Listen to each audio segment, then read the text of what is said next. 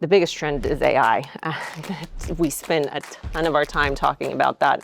We think AI is going to be transformational. It's really one where it may leave some of the competition in the dust if they're not really involved and or incorporating that into their day-to-day. It's been a huge component, especially given the volatility we've seen in interest rates over the last 5 years. It's really, frankly, been unprecedented. Oksana, thank you very much. It's a pleasure having you here today. We're here in Paris, 700 people getting together to discuss the real estate market, where the opportunities are, the challenges, and so on. But let's start by the basics here. You have a global role at Goldman Sachs, but can you elaborate a little bit more for the audience about your role at Goldman and also about your organization? Thank you. Yeah, absolutely. It's great to be here. I love the energy, just seeing everybody in the room, in particular, given in real estate, it's been a rough ride for a little bit. And so it's great to see everyone. I have been with Goldman Sachs since 2003, so a little over 22 years, all in commercial real estate, and took on a global role in 2018. And I oversee our global debt capital markets team within the asset and wealth management division, which is really the arm that that's our alternative investments sit, and real estate is part of alternatives. Perfect. In a world with so much uncertainty and volatility, how is the real estate debt market dynamics shaping your investment strategies?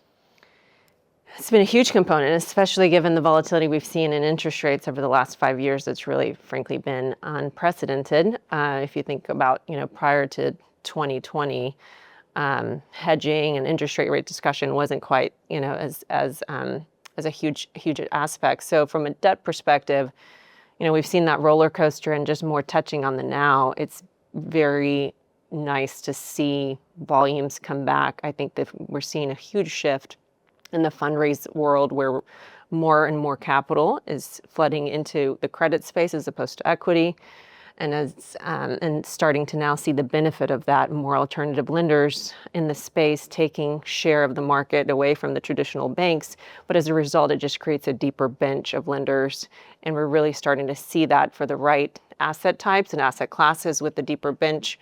We're seeing some price compression, better structure, and so again, this is a broad brush over various markets, and office I would put on the side. In residential living, I think it's been pretty positive.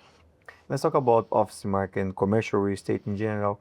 What's your outlook on the future of commercial real estate, particularly office? What could you tell us?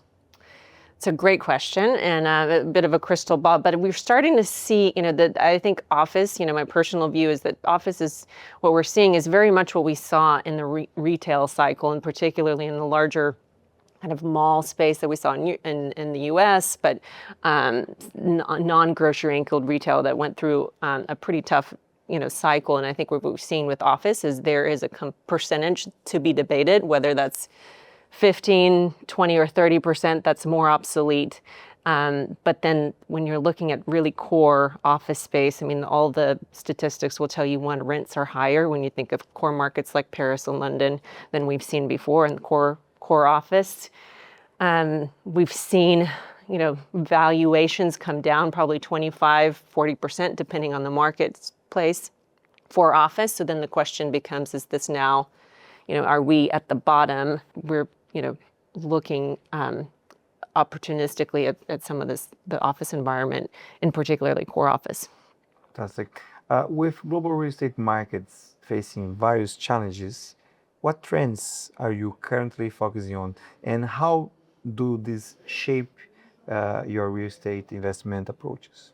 I'd say it's been very interesting to watch the regulatory environment, and the geopolitical risk that we've seen has just been extremely fairly volatile coming into April. As we get into the summer, I think a few things that we're tracking. One, regulatory reform in Europe in particular. I think there's a lot of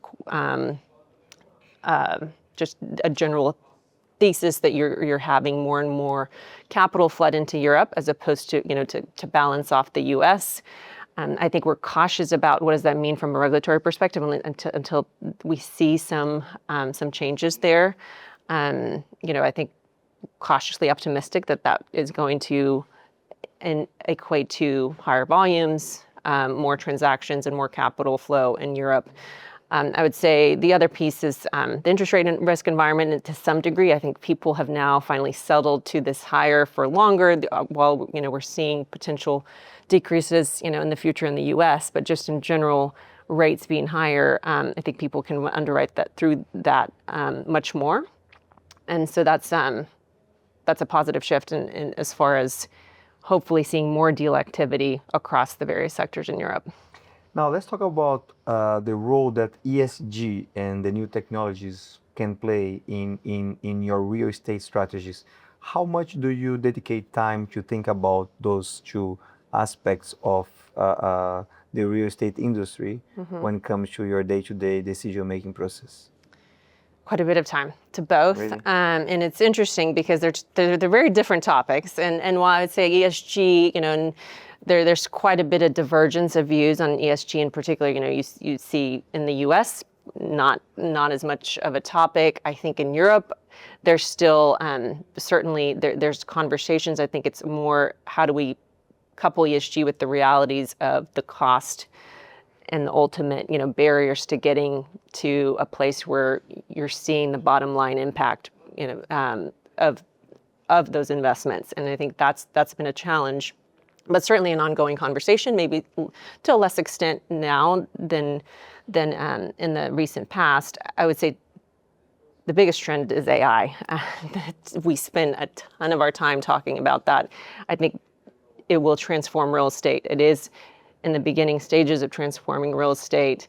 Our views are this is real estate, commercial real estate as a whole generally has been behind when it comes to technology. That's not a secret and probably not unique to any particular shop.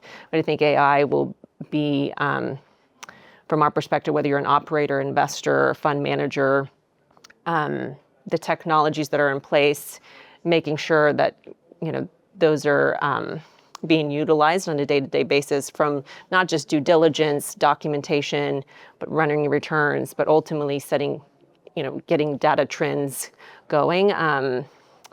We think AI is going to be transformational. It's really one where it may leave some of the competition in the dust if they're not really involved and or incorporating that into their day-to-day. Perfect. Oksana, a final question here. You have been here last year with us 12 months ago. Yes. And my feeling is that the sentiment here in Paris, the European real estate market had a different mood compared with this year. I want to see if you agree with that and what's the difference that you noticed, or maybe it's the same for you. And also, what made you come back? How has been the experience of joining the GRI? That's a great question. It's absolutely, on your point on the different mood, there's certainly a much more optimistic undertone as opposed to what we've seen in last year. And a lot of that is, again, we're seeing more capital. I think there's much more liquidity, in particular in the debt space. We're away from that negative leverage conversation that we had last year.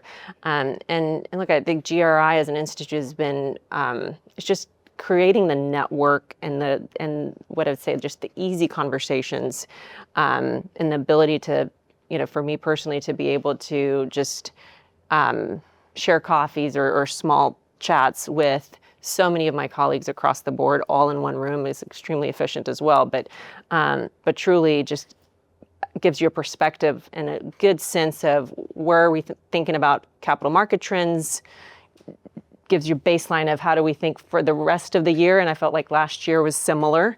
And a lot of the themes that we talked about, frankly, we saw play out. And so that's extremely helpful.